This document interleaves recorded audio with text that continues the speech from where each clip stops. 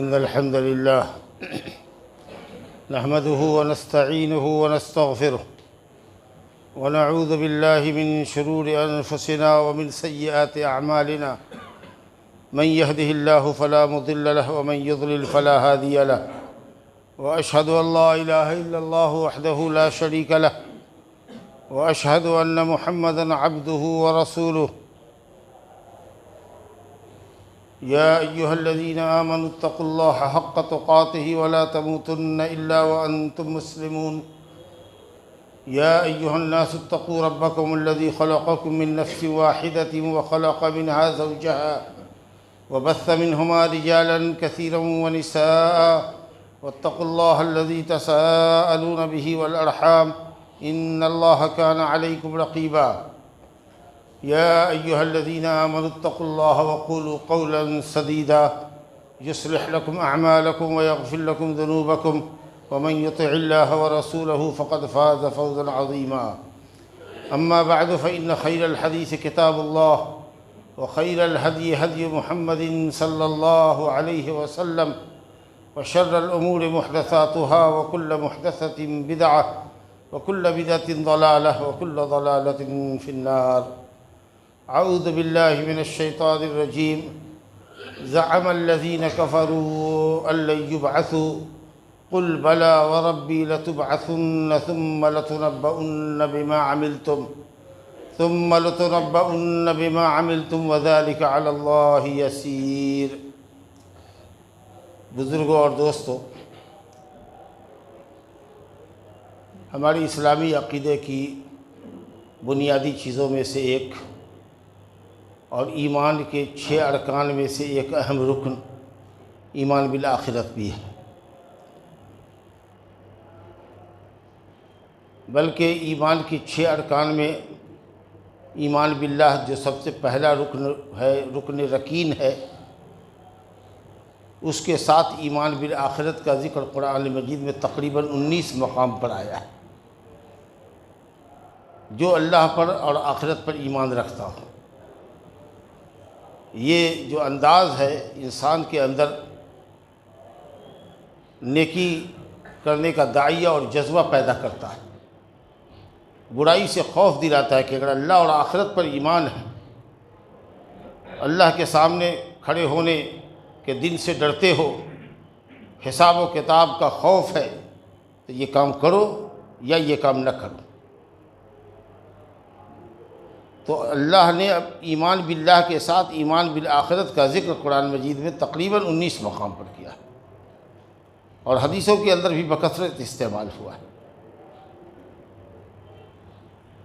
تو آپ یہ سمجھے کہ اعمال صالحہ کے لیے محرک، انجن کی حیثیت ہے ایمان باللہ اور ایمان بالآخرت کی۔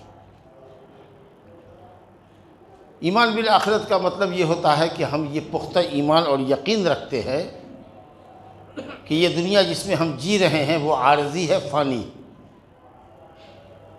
دنیا اور دنیا میں جو کچھ بھی ہے وہ ایک نہ ایک دن ختم ہو جائے گی، اور اس کے بعد ایک دوسرا عالم وجود میں آئے گا جس کو آخرت کہتے ہیں، جہاں قبر سے مردے اٹھیں گے، میدان محشر میں جمع ہوں گے، رب العالمین ان کا حساب و کتاب لے گا۔ جو تفاصیل آئی ہیں قرآن اور حدیث میں آخرت کی، ان تمام تر تفاصیل پر ایمان لانے کا نام ایمان بالآخرت۔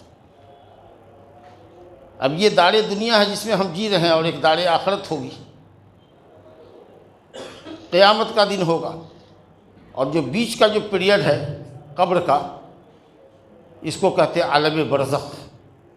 دنیا اور آخرت کے درمیان یہ ایک آڑ ہے، ایک وقفہ ہے ہمارا جو قبر میں گزرتا ہے، اس کا تعلق بھی دار آخرت سے ہی ہے، کیونکہ مردے کے بعد انسان کے اعمال منقطع ہو جاتے ہیں، اور قبر میں اپنے کیے کرائے کی وہ سزا بھگتتا ہے، یا اپنے نیک عملوں کے بدلے میں قبر کی نعمتوں میں، اللہ تعالیٰ کی نعمتوں میں قبر کے اندر رہتا ہے۔ قبر جنت کی یا تو کیاری بن جاتی ہے یا جہنم کا گڑھا بن جاتا ہے۔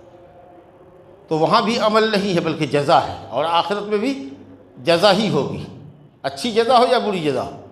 دنیا صرف دارالعمل ہے، جہاں دارالعمل نہ ہو، جہاں عمل نہ ہو، جہاں جزا ملتی ہو عمل کی، وہ آخرت ہے۔ تو اصل آخرت تو وہ ہوگی جب ہم قبر سے اٹھیں گے، وہاں سے آخرت شروع ہوگی۔ لیکن یہ جو قبر کی منزل ہے، اس کا بھی تعلق آخرت سے ہے، کیونکہ ثواب اور عذاب آخرت میں ہونے سے پہلے قبر میں بھی آدمی کو عذاب و ثواب سے گزرنا پڑتا ہے۔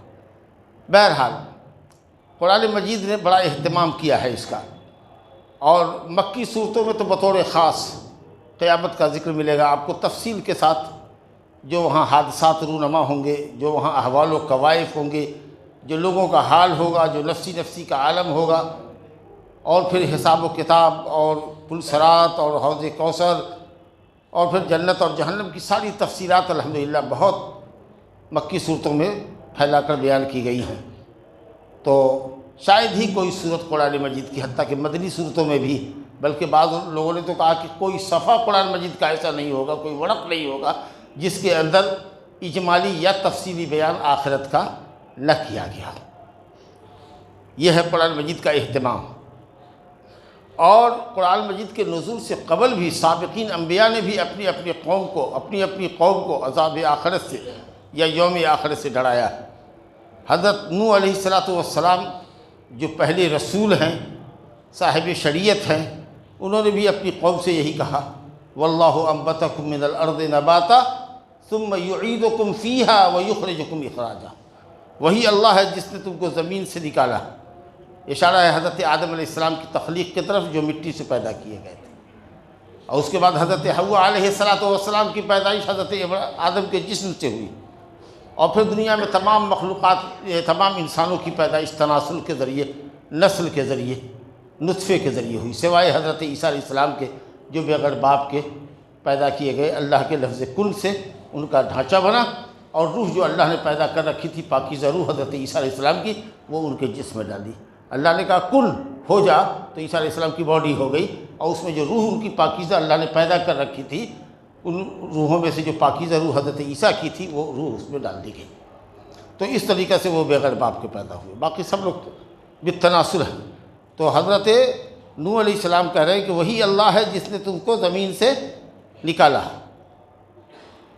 ثم یعیدکم فیہا، پھر وہی اللہ تم کو زمین میں پلٹائے گا، یعنی دفن ہوتے ہو تو جب تک زندہ رہتے ہو زمین کے پشت پر رہتے ہو، جب مرتے ہو تو زمین کے پیٹ میں چلے جاتے ہو۔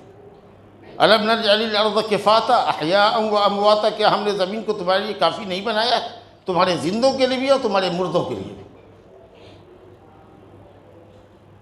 ثم یعیدکم فیہا ویخرجکم اخراجا، اور پھر وہیں سے اللہ تعالیٰ یقیناً تم کو زمین سے نکالے گا قیامت کے دن۔ حضرت ابراہیم خلیل اللہ علیہ السلام نے بھی کہا، رب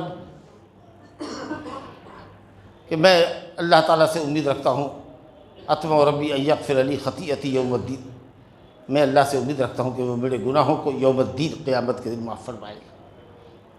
حضرت موسیٰ علیہ السلام کے ذکر میں بھی ہے، ان الساعۃ آتیۃ اکاد اخفیہا لتجزی کل نفس بما تسعی فلا یصدنک عنہا من لا یؤمن بہ واتبع ہواہ فتردی۔ حضرت سورہ مریم کے اندر موسیٰ علیہ السلام کے واقعے میں بھی غرض کہ تمام انبیاء کرام نے یوم آخرت پر فوکس کیا ہے اور زور دیا ہے۔ اس سب کے باوجود بھی مشرکین بڑی شدت کے ساتھ قیامت کا انکار کرتے تھے۔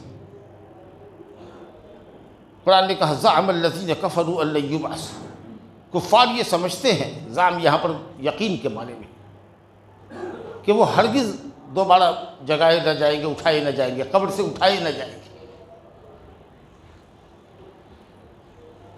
قل بلا وربی، کہیے کہ ہاں ہم میرے رب کی قسم، بتائیے اللہ اپنے نبی سے کہہ رہا ہے کہ اپنے رب کی قسم کھا کر کے ان کو کہیے، لتبعثن، تم ضرور بھی ضرور اٹھائے جاؤ گے، میرے رب کی قسم تم ضرور بھی ضرور اٹھائے جاؤ گے۔ ثم لتنبؤن بما عملتم، پھر اپنے عملوں کے اجر سے، ثواب سے، عقاب سے آگاہ کیے جاؤ گے۔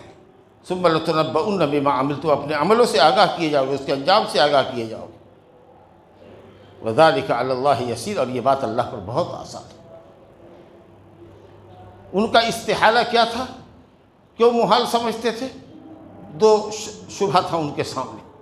ایک تو یہ کہ دیکھ رہے تھے کہ ہزاروں سال سے یا نہ جانے ہزاروں سال سے دنیا چلی آ رہی ہے، انسان پیدا ہوتا ہے، مر رہا ہے، رات آ رہی ہے، دن آ رہا ہے، ایک نظام ہے، ایک سسٹم ہے، سسٹم کے مطابق چل رہا ہے۔ انہوں نے یہ سمجھا کہ یہ نظام ایسے ہی ہمیشہ چلتا رہے گا۔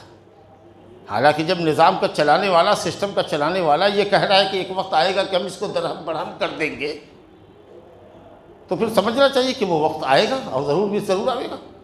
وہی ان الساعۃ لآتیۃ اکاد اخفیہا، قیامت تو ضرور آئے گی، لیکن اس کا علم مخفی رکھا گیا کب آئے گی۔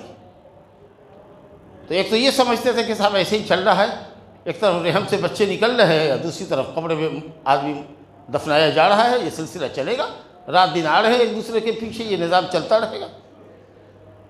حالانکہ عقلی اعتبار سے بھی دیکھیے تو آپ سمجھ رہے ہیں کہ فضا کے اندر کتنے سیارے اور کتنے ستارے ہیں جو اپنی اپنی سطح پر انتہائی تیزی کے ساتھ گھوم رہے ہیں۔ یہ بات قرین قیاس نہیں ہے، آپ کی عقل میں نہیں آتی کہ خدا نخواستہ اگر کبھی بھی، خدا نخواستہ نہیں بلکہ یہ کہیے کہ یہ بات انتہائی امید ہے اور احتمال کی چیز ہے کہ کبھی دوڑتے ہوئے سیارے ایک دوسرے کا جو پیچھا کر رہے ہیں، اپنے مدار پر گھوم رہے ہیں انتہائی تیزی کے ساتھ، کبھی کوئی سیارہ کسی سیارے سے اگر ٹکرا گیا تو ایک زوردار دھماکہ ہوگا اور اس دھماکے سے آسمان کے پرخچے اڑ جائیں گے۔ اذا السماء انشقت، آسمان ٹکڑے ٹکڑے ہو جائے گا، پھٹ جائے گا، عین ممکن ہے۔ اور زمین آپ دیکھتے ہیں کہ ہمیشہ آتش فشاں پہاڑ پھٹتا ہے، زمین سے زلزلہ آتا ہے، اس قدر گھنی آبادی اور اس قدر بلڈنگ اور اس قدر زمین دوست ٹرینیں چلائی جا رہی ہیں، سمجھا کہ نہ جانے کب زمین دھس جائے اور بیٹھ جائے۔ اور سائنسدانوں نے، جغرافیہ دانوں نے کہا ہے کہ ہمارے ہرے بھرے سمندر کے نیچے آگ کا ایک طبقہ لپکتا ہوا شعلہ ہے، لگتا ہے کہ نیچرلی جہنم ہے زمین کے نیچے، اتنی گرمی ہے۔ آتش فشاں پہاڑ پھٹے گا، زمین پھٹ جائے گی،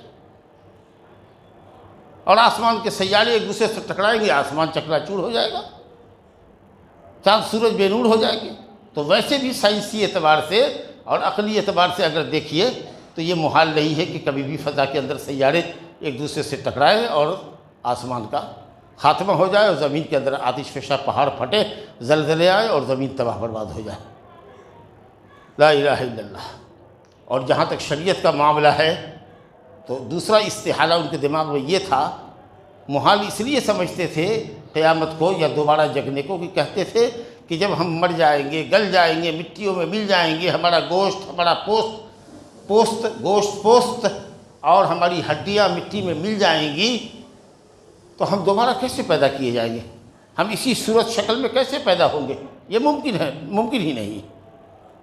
بلکہ یہ کہتے تھے کہ لوگو اگر کسی پاگل دیوانے کو یا اللہ پر افطرا پرداز کو دیکھنا ہو تو آؤ هل ننبئکم علی رجل ینبئکم اذا مزقتم کل ممزق انکم، کہ آؤ میں بتاتا ہوں ایک شخص کو جو یہ کہہ رہا ہے کہ جب تمہارے ٹکڑے ٹکڑے ہو جائیں گے، زمین میں مل جاؤ گے، تو کہہ رہا ہے کہ تم زمین سے اٹھائے جاؤ گے۔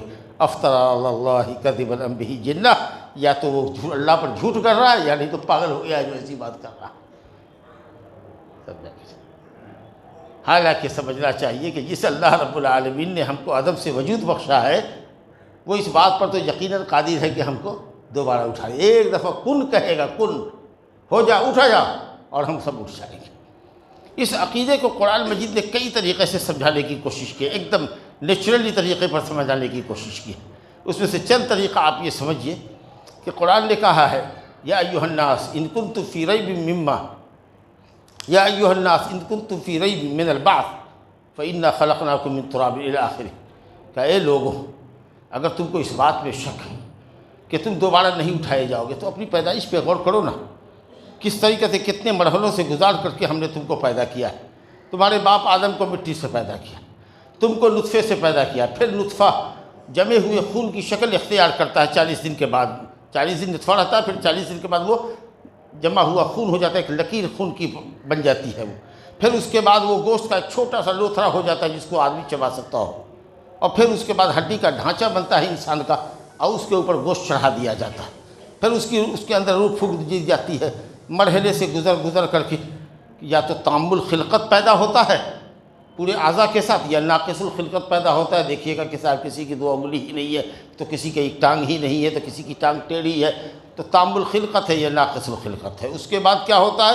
ثم نخرجکم طفلا، پھر ہم تم کو بچے کی شکل میں نکالتے ہیں ماں کے پیٹ سے۔ اس کے بعد رفتہ رفتہ رفتہ رفتہ تم بلوغت کی عمر کو پہنچتے ہو۔ کوئی ہے کہ بلوغت کی عمر سے پہلے ہی مر جاتا ہے، اب کسی کو اللہ رب العالمین اتنی لمبی عمر دیتا ہے کہ ارذل عمر میں چلا جاتا ہے، لکی لا یعلم من بعد علم شیئا، تاکہ جو کچھ بھی پڑھا تھا سمجھا تھا سب بھول جائے۔ یہ سب کس بات کی دلیل ہے؟ اللہ تعالیٰ کے قادر مطلق ہونے کی دلیل ہے کہ وہ تمہارے اعادے پر، تم کو دوبارہ پیدا کرنے پر قادر ہے۔ جو اللہ اتنے مرحلوں سے گزار کر کے جس نے تم کو وجود بخشا ہے، وہ کیا اس بات پر قادر نہیں ہے کہ تم کو دوبارہ پیدا کرے؟ ہر چیز دوبارہ میں آسان ہوتی ہے، اللہ نے ہم کو سمجھانے کے لیے کہا ہے وَهُوَ الَّذِي يَبْدَأُ الْخَلْقَ ثُمَّ يُعِيدُهُ وَهُوَ أَهْوَنُ عَلَيْهِ۔ جس اللہ نے تم کو پیدا کیا ہے وہی اللہ ہے جس نے تم کو پیدا کیا پہلی مرتبہ، اور وہی اللہ تم کو پلٹائے گا دوبارہ، اور یہ تو اللہ پر زیادہ آسان ہے۔ یہ زیادہ آسان ہم لوگوں کے اعتبار سے اللہ نے سمجھایا، ورنہ اللہ کے لیے پہلی پیدائش بھی اتنی ہی آسان ہے جتنی انشاءاللہ دوسری پیدائش آسان ہوگی۔ لیکن ہم کو سمجھانے کے لیے کیا گیا کہ کوئی بھی انجینئر اگر کسی مشین کو یا کسی بلڈنگ کو انجینئر اگر بناتا ہے خاص نقشے کے مطابق، تو پہلے تو دشوار ہوتا ہے، لیکن جب وہ چیز اسمبل ہو جاتی ہے، مشینری تیار ہو جاتی ہے، بلڈنگ تیار ہو جاتی ہے، ایکسپریمنٹ کے مرحلے سے گزر جاتی ہے، تجربہ اس کا کامیاب ہو جاتا ہے، پھر اگر اس انجینئر کو آپ کہیے کہ بھائی اس سامان کو دوبارہ اسمبلنگ کرو، تو جو کام سال میں ہوا تھا وہ میرا خیال ہے کہ دنوں کے اندر ہو جائے گا، گھنٹوں کے اندر ہو جائے گا۔ جی، ایک مرتبہ پہلی مرتبہ مشکل ہوتا ہے، دوبارہ تخلیق آسان ہوتی ہے۔ یہ جائے کہ اللہ رب العالمین افعینا بالخلق الاول، کیا ہم پہلی پیدائش سے تھک گئے ہیں کہ دوبارہ تم کو پیدا نہیں کریں گے؟ اللہ اکبر، سوچیے۔ تو کہیے ان کو کہ وَهُوَ الَّذِي يَبْدَأُ الْخَلْقِ، جس نے تم کو پیدا کیا شروع میں وہی اللہ تم کو پلٹائے گا، اور یہ پلٹانا تو اس کے لیے بہت زیادہ آسان ہے۔ تو ایک تو یہ بات سمجھ لیجیے۔ دوسری بات اللہ رب العالمین نے مثال دی ہے ہمارے لیے کہ زمین کو دیکھو، زمین ایک وقت ہوتی ہے کہ وہ چٹیل ہو جاتی ہے، بہت سخت ہو جاتی ہے، سوکھ جاتی ہے، زمین چٹیل ہو جاتی ہے، جس میں کوئی پودا نہیں رکھ سکتا، لیکن اللہ رب العالمین اس پر بارش برساتا ہے، تو اس کے اندر سوراخ بنتے ہیں زمین کے اندر، زمین پانی کو ایبزارب کرتی ہے، پھول جاتی ہے زمین پانی پی کر۔ اس کے بعد آپ اس کو جوتتے ہو، پھر بیج ڈالتے ہو، درخت لگاتے ہو، ماشاءاللہ پودا تمہارا لہلہا جاتا ہے۔ جی، تو جس اللہ نے مردہ زمین کو بارش سے زندہ کر دیا، اور ہرے بھرے پتوں سے، پودوں سے، کھیتوں سے، پھلوں سے، باغات اور زمین کو اللہ تعالیٰ نے ہرا بھرا کر دیا، ایک زندگی زمین کو عطا ہو گئی۔ ان الذی احیاھا لمحیی الموتیٰ، بے شک جس اللہ نے زمین کو زندہ کیا وہ البتہ ضرور بھی ضرور مردوں کو زندہ کرے گا، انہ علی کل شیء قدیر، وہ ہر چیز پر قادر ہے۔ تو یہ زمین، مردہ زمین کو اللہ تعالیٰ بارش سے زندہ کرتا ہے، اور وہ درخت اور پودا اور غلہ اگانے کی صلاحیت پہ آ جاتی ہے اللہ کے حکم سے۔ اسی طریقے سے اللہ رب العالمین تم کو اگائے گا۔ اس مضمون کو بھی اللہ رب العالمین نے ایک سے زائد مقام پر اتارا ہے، ذکر فرمایا ہے وَمِنْ آیاتہ، اللہ رب العالمین کی بڑی نشانیوں میں سے یہ ہے کہ انک تری الارض خاشعۃ فاذا انزلنا علیہ الماء اہتزت وربت ان الذی احیاھا لمحیی الموتیٰ انہ علی کل شیء قدیر۔ زمین کو دیکھو جو کچھ اگانے کی صلاحیت نہیں رکھتی ہے، لیکن ہم پانی برسا کر کے اس کو لہلہا دیتے ہیں، اس کو زندہ کر دیتے ہیں۔ تو جو اللہ زمین مردہ کو زندہ کرتا ہے بارش برسا کے، وہی مردے کو زندہ کرے گا۔ ایک مقام پر اور فرمایا اہتزت وربت، اور اللہ تعالیٰ نے ہرے بھرے ہر طرح کے پودے اگائے۔ اس کے بعد اللہ فرماتا ہے کہ ذالک بان اللہ هو الحق وانہ یحیی الموتیٰ، اللہ اس بات کی دلیل ہے کہ اللہ حق ہے، معبود برحق ہے، اور وہی مردے کو زندہ کرے گا۔ ذالک بان اللہ هو الحق وانہ یحیی الموتیٰ وانہ علی کل شیء قدیر، اور وہ ہر چیز پر قادر ہے۔ وَأَنَّ السَّاعَةَ آتِيَةٌ لَا رَيْبَ فِيهَا، اور قیامت آ کے رہے گی، البتہ بے شک ضرور بھی ضرور قیامت آ کے رہے گی۔ وَإِنَّ السَّاعَةَ لَآتِيَةٌ لَا رَيْبَ فِيهَا وَأَنَّ اللَّهَ يَبْعَثُ مَنْ فِي الْقُبُورِ، اور اللہ تعالیٰ قبر کے مردوں کو اٹھا لے گا۔ تو یہ دو بات ہوئی جو سمجھنے کی ہے، ایک انسان کی پیدائش کا مختلف مرحلہ، اور دوسرے کہ مردہ زمین کو اللہ تعالیٰ زندہ کرتا ہے، اس طریقہ سے زندہ کرے گا، یہ ایک سمجھانے کا سائنٹیفک انداز ہے۔ تیسری بات آپ یہ دیکھیے، غور کیجیے زمین اور آسمان کی پیدائش کو دیکھیے، کتنی بڑی مخلوق ہے یہ زمین، اور زمین کے اندر اور اوپر اور زمین کے نیچے جو اللہ تعالیٰ نے خزانے رکھے ہیں، کتنی عجیب و غریب مخلوق ہے یہ زمین۔ اور آسمان دیکھ لیجئے کتنا حسین و جمیل آسمان ہے۔ یقیناً انسان کی پیدائش سے بہت بڑی چیز ہے زمین اور آسمان کی پیدائش۔ اللہ کہتا ہے لخلق السماوات والارض اکبر من خلق الناس ولکن اکثر الناس لا یعلمون۔ زمین اور آسمان کی پیدائش بہت بڑی مخلوق ہے، بہت بڑی پیدائش ہے۔ تم کیا ہو؟ تم تو اس کے سامنے کچھ بھی نہیں ہو۔ تو جو اللہ آسمان اور زمین کو پیدا کرے گا، اولم یروا ان اللہ الذی خلق السماوات والارض ولم یعی بخلقہن بقادر علی ان یحیی الموتى بلی انہ علی کل شیء قدیر۔ کیا تم نہیں دیکھتے جس اللہ نے اتنا بڑا آسمان، اتنی بڑی زمین بنائی ہے اور تھکا نہیں وہ، کیا وہ اس بات پر قادر نہیں ہے کہ تم کو دوبارہ زندہ کر دے؟ وہ تو ہر چیز پر قادر ہے۔ اللہ اکبر۔ چوتھی چیز جس کو قرآن نے سمجھایا ہے عقیدہ آخرت کو، قربان جائیے، کہا ہے کہ غور نہیں کرتے ہو، سوتے ہو ہر رات میں سوتے ہو اور ہر صبح جگتے ہو، یہ تمہاری نیند کیا ہے؟ یہ موت کے مشابہ چیز ہے۔ آدمی جب سوتا ہے تو بے حس و حرکت ہوتا ہے، اس کے اعضاء کام نہیں کرتے، ہاتھ پاؤں کام نہیں کرتا ہے، ایک طرح کا وہ مردہ ہے۔ ایک تو باقاعدہ جو مکمل مردہ ہوتا ہے تو اس کی تو روح بھی قبض کر لی جاتی ہے، لیکن یہاں وہ بظاہر ایک طرح سے مردہ ہے، ایک طرح سے زندہ ہے، کہ سانس تو چل رہی ہے، روح تو اس کے اندر ہے، لیکن جس طریقے سے جگا ہوا ہوتا ہے اور کام کرتا ہوتا ہے وہ کیفیت نہیں ہوتی ہے۔ اس لیے یہ کہہ سکتے ہیں آپ کہ یہ چھوٹی موت ہے، جو ہم سوتے ہیں وہ گویا کہ ایک طرح سے موت کے آغوش میں جاتے ہیں۔ جی، اور اس نیند کو اللہ نے موت سے تعبیر کیا۔ یہ تعبیر ہم نہیں کر رہے ہیں کہ نیند کو موت کریں۔ اللہ یتوفی الانفس حین موتها والتی لم تمت فی منامها۔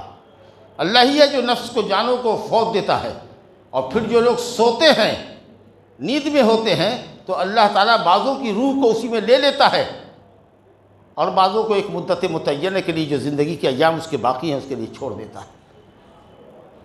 اللہ یتوفی الانفس حین موتها والتی لم تمت فی منامها، جو اپنے خواب میں نہیں مرتی ہے، فیمسک التی قضی علیہ الموت ویرسل الاخری الی اجل مسمى۔ اور اس عقیدے کو واقعیت کی شکل دینے کے لیے نبی صلی اللہ علیہ وسلم نے ہم کو جو دعا سکھلائی ہے، جب ہم بستر پر سونے کے لیے جاتے ہیں تو کیا کہتے ہیں؟ اللہم بسمک اموت و احیا۔ اللہ تیرے ہی نام سے میں مرتا ہوں، میں جیتا ہوں۔ وہ ہم مرنے جا رہے ہیں اور تو ہی جلائے گا۔ بسمک ربی وضعت جنبی وبک ارفع، ان امسکت نفسی فرحمها وان ارسلتها فاحفظها بما تحفظ عبادک الصالحین۔ یہ اللہ میں اپنا پہلو بستر پر رکھتا ہوں، اگر میری روح قبض کر لیا تو رحم کرنا، اور اگر میری روح میرے جسم کو واپس تو نے کر دی اور جگایا کل صبح تو ہماری حفاظت کرنا، جیسے تو اپنے نیک بندوں کی حفاظت کیا کرتا ہے۔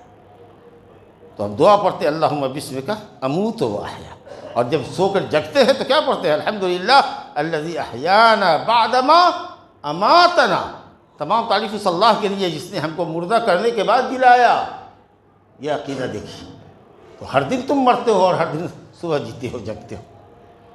یہ چار شکلیں ہوئیں، اور اسی طریقے سے آپ بتائیے کہ یہ دنیا جہاں ہر طرح کے لوگ ملتے ہیں، اچھے عمل کرنے والے بھی، برے عمل کرنے والے بھی، چور ڈاکو بھی ہیں، قاتل بھی ہیں، بے ایمان بھی ہیں، جی، اور نیک لوگ بھی ہیں۔ اگر کوئی قیامت قائم نہ ہو، کوئی عدل و انصاف کا دن قائم نہ ہو، جی، نیکوں کو ان کی نیکی کا بدلہ نہ ملے، برے لوگوں کو ان کی برائی کا بدلہ نہ ملے، تو ہم سمجھتے ہیں کہ صاحب یہ پوری کائنات ہی عبث اور بیکار ہے، اس کو بنانے کا مقصد کچھ بھی نہیں۔ سمجھا کہ نہیں؟ تو اس لیے یقیناً ایک یوم الدین ہونا چاہیے، یوم البعث والنشور ہونا چاہیے۔ اللہ، کتنے کتنے الفاظ سے یہاں بات یاد آئی، کتنے الفاظ سے اللہ نے تعبیر کیا ہے قیامت کو۔ یوم البعث، اٹھو گے، یوم القیامہ، قبر سے اٹھو گے، یوم الدین، بدلے کا دن ہے، یوم الحساب، یوم الجزاء، یوم الطلاق بالتا، ملاقات کا دن، زمین والے آسمان والوں سے ملیں گے۔ اللہ اکبر۔ یوم التناد، ایک دوسرے کو پکاریں گے، اے فلاں اے فلاں، اللہ بندے کو پکارے گا، بندے بندے کو پکاریں گے، جہنمی جنتیوں کو پکاریں گے، جنتی جہنمیوں کو پکاریں گے۔ یوم التناد، یوم الحسرت، یوم التغابن، سب سمجھے گا کہ ہم دھوکے میں ہیں۔ کفار تو دھوکے میں سمجھیں گے، تم بھی ہم بھی اپنے آپ کو سمجھیں گے کہ دنیا میں ہم بھی دھوکے میں رہے، کاش 2-4 رکعت اور پڑھ لیے ہوتے، کاش 2-4 رکعت صدقہ اور کر لیے ہوتے، تھوڑی سی اور نیکی کم ہو گئی ہماری، ذرا سا اور زیادہ کر کے آتے، تو مومن بھی افسوس کرے گا کہ کیوں نہیں اس نے کچھ زیادہ نیکی کی، اور کافر تو حسرت سے مر ہی جائے گا، وہ سمجھا کہ نہیں چاہے گا کہ اس کو موت آ جاتی، کاش کہ وہ مٹی ہو جاتا۔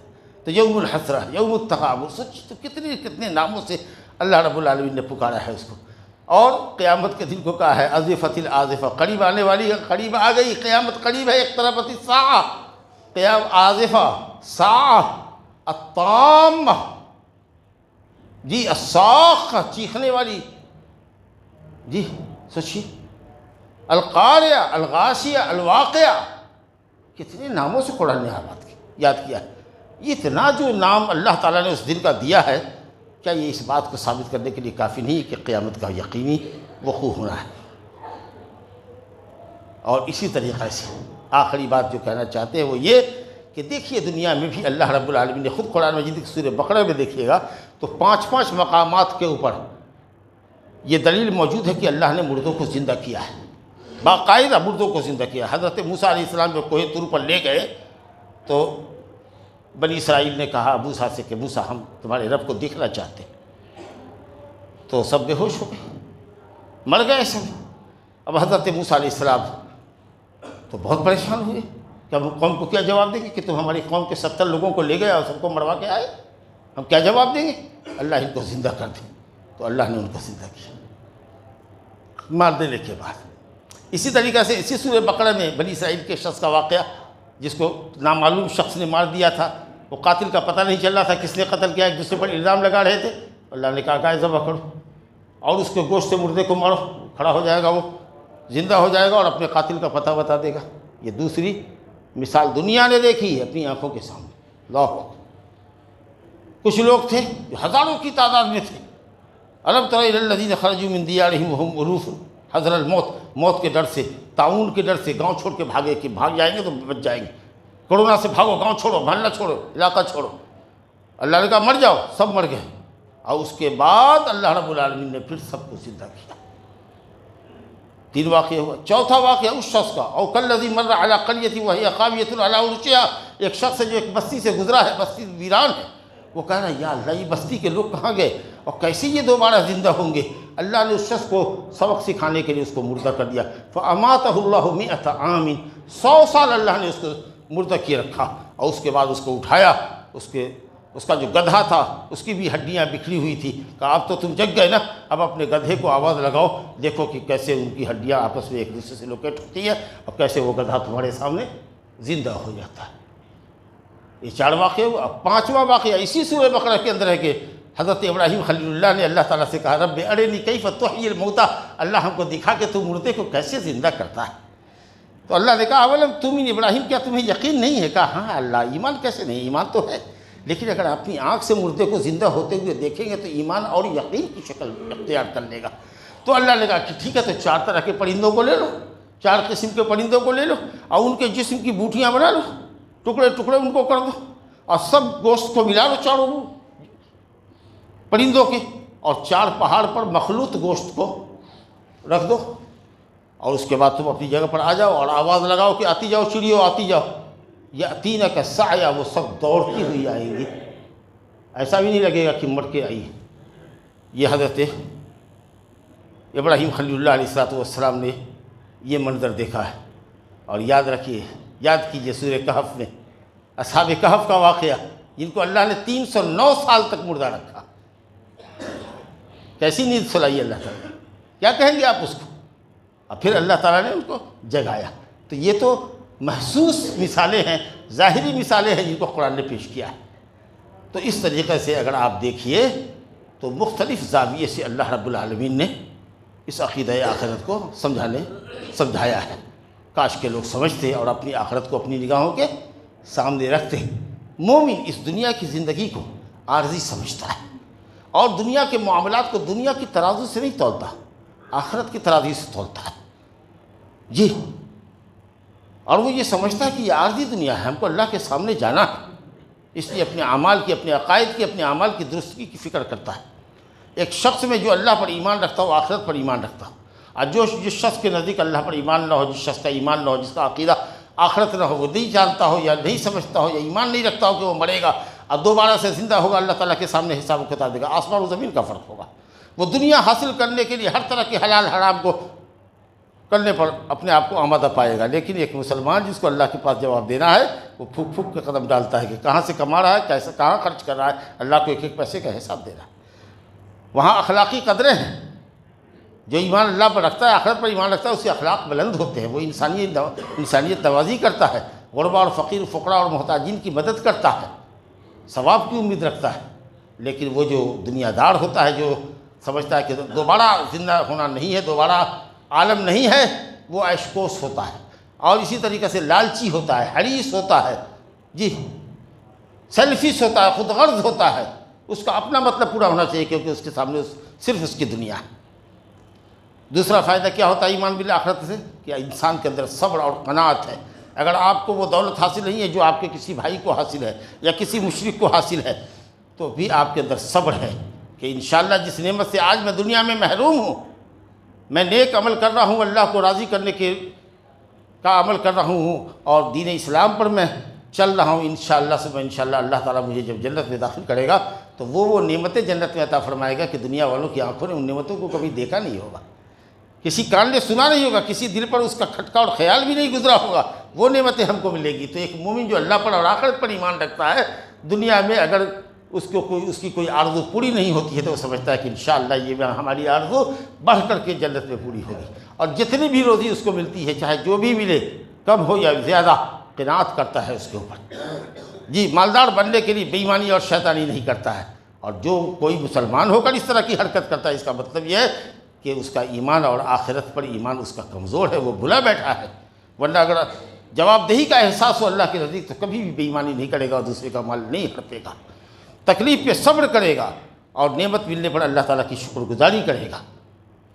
اسی طریقے سے جس کا ایمان آخرت کے اوپر ہے وہ تنہائی میں بھی ہوگا تو اللہ کو اپنی نگاہوں کے سامنے پائے گا، کوئی نہیں دیکھ رہا ہے لیکن اللہ رب العالمین دیکھ رہا ہے، ہماری ہر حرکت کو دیکھ رہا ہے، ہر ہمارا عمل نوٹ کیا جا رہا ہے، جو بات بھی ہم بول رہے ہیں ما یلفظ من قول الا لدیہ رقیب عتید، جو بھی ہم بول رہے ہیں اپنی زبان سے ایک کلمہ بول رہے ہیں، اللہ تعالیٰ کے فرشتے بالکل حاضر ہے اس کو نوٹ کرنے کے لیے، ہماری ہر بات نوٹ کی جا رہی ہے، ہمارا ہر ایکشن ہر کام نوٹ کیا جا رہا ہے۔ تو ہم اگر تنہائی میں بھی ہیں تو اللہ ہمارے ساتھ ہے، دیکھ رہا ہے ہم کو، ہم مسجد میں بھی ہیں تو اللہ ہم کو دیکھ رہا ہے، بازار میں بھی ہے تو اللہ ہم کو دیکھ رہا ہے، کہاں ہم ڈنڈی مار رہے ہیں، کہاں ہم لوگوں کو ٹھگ رہے ہیں، کہاں جیب لوگوں کی کتر رہے، کہاں لوگوں کی جائیداد ہڑپ رہے۔